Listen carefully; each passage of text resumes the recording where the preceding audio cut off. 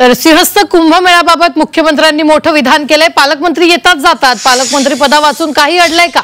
महाजन भुसे जिरवाळ मिळून काम करतील। गिरीश महाजन कुंभमेळा मंत्री म्हणून कार्यरत असल्याचंही फडणवीसांनी म्हटलंय। सिंहस्थामागे राजकारण आणू नका असंही फडणवीसांनी सांगितलेलं आहे। अत्यंत महत्त्वाचं आहे।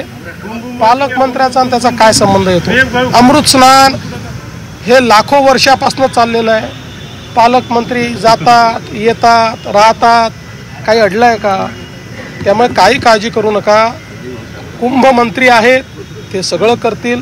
सोबत बाकीचे आमचे मंत्री आहेत। या जिल्ह्यामध्ये गिरीश भाऊ कुंभमंत्री म्हणून काम पाहतात।